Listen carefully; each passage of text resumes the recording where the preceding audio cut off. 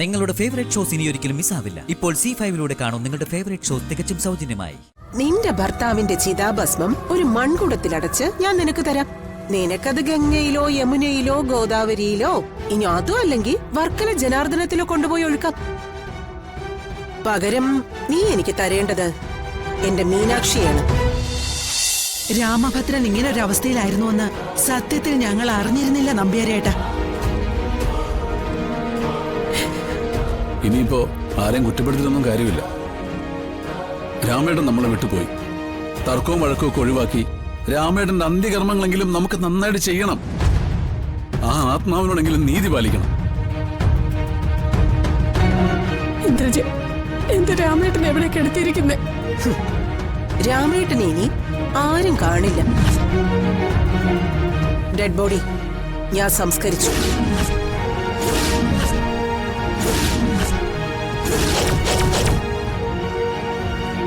Body സംസ്കരിച്ചെന്നോ?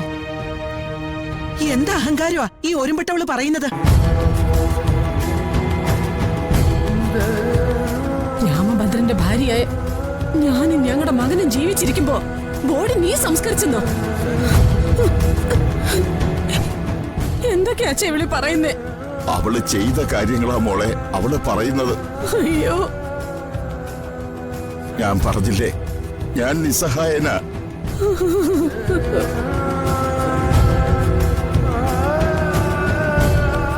രാമേട്ടന്റെ body സംസ്കരിക്കാൻ നിനക്കെന്താ അവകാശം?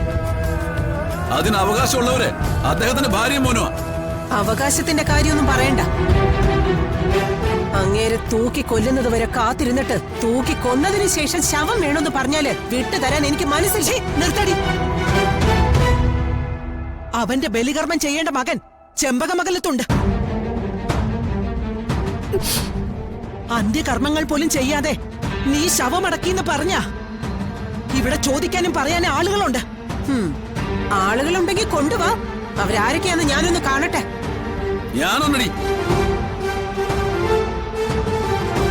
ഇത്തരം കാര്യങ്ങളൊക്കെ ചോദിക്കാൻ ഞങ്ങള് പുറത്തുനിന്ന് ആരെയും എടുക്കാറില്ല. ചെമ്പകമംഗലത്ത് വന്ന് നീ കുരയ്ക്കുമ്പോ നിന്നെ വെറുതെ വിടുന്നത് ഞങ്ങളുടെ മര്യാദ. പക്ഷേ ഇവിടെ വെച്ച് കണക്ക് തീർക്കാൻ ഞങ്ങൾക്കൊരു മടിയില്ല. സ്ത്രീകൾക്ക് നേരെ അതിക്രമം പാടില്ല എന്നുള്ള നിയമമൊക്കെ നിന്റെ കാര്യത്തിൽ ഞങ്ങളങ്ങ് മറക്കും. വീട്ടിൽ കയറി വന്നും വെല്ലുവിളിക്കുന്നോടാ. ന്യായമായ കാര്യത്തിന് എന്റെ ആങ്ങള നിന്നോട് ദേഷ്യപ്പെട്ടത്. എന്റെ ഭർത്താവിന്റെ ഡെഡ് ബോഡി എനിക്ക് വിട്ടുകിട്ടണം. അതൊരു ഭാര്യയുടെ അവകാശമാ. കത്തിച്ചാമ്പലായ ശവശരീരം ഞാൻ എങ്ങനെ തിരിച്ചു തരാനാ?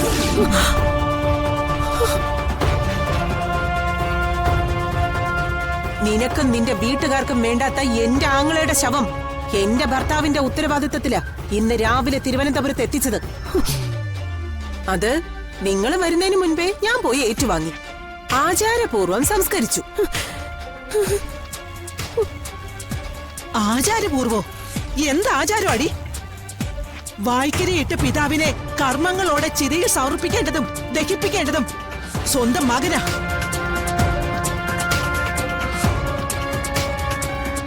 നീ കടന്നു കയറി ആക്രമിച്ചത് നിന്റെ ചേട്ടന്റെ ഭാര്യയും മകനെയോ? രാമഭദ്രന്റെ ആത്മാവ് നിന്നെ വെറുതെ വിടില്ലടി.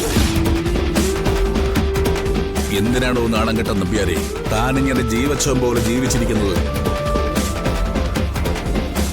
നേരും നെറിയും കെട്ട ഒന്നല്ല, 2 പെൺകുട്ടികൾക്കാ താൻ ജന്മം നൽകിയത്.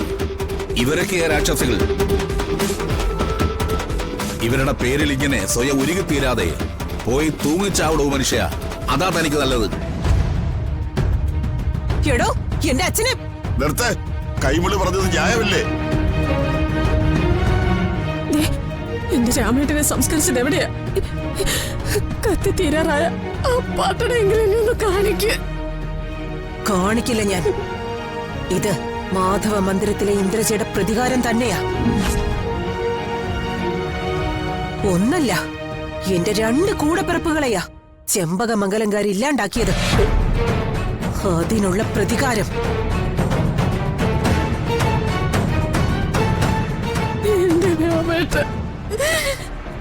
നീ ജയിച്ചു എന്ന് കരുതണ്ട ഇന്ദ്രജെ.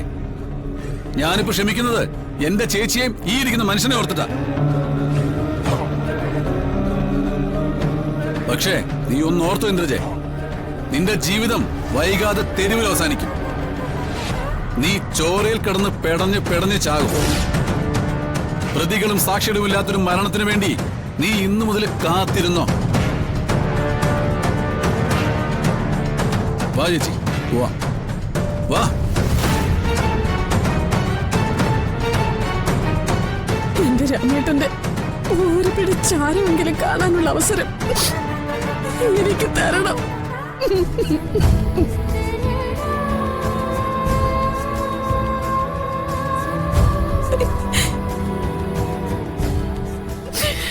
അച്ഛാ, ഞാൻ അച്ഛന്റെ മൂത്ത മരുമോളല്ലേ, അച്ഛനെങ്കിലും ഒന്ന് പറഞ്ഞൂടെ?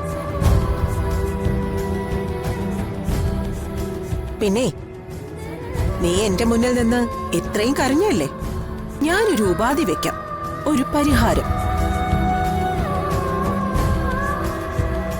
നിന്റെ ഭർത്താവിന്റെ ചിതാഭസ്മം ഒരു മൺകുടത്തിലടച്ച് ഞാൻ നിനക്ക് തരാം.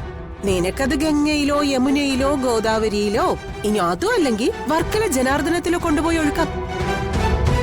പകരം നീ എനിക്ക് തരേണ്ടത് എന്റെ മീനാക്ഷിയാണ്.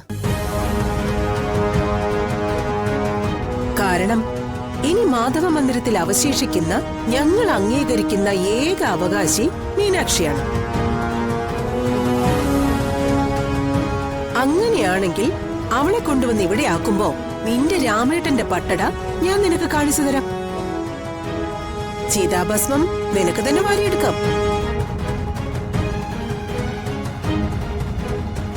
രാമഭദ്രന്റെ സഞ്ചയനം അങ്ങനെ തന്നെ ആവട്ടെ.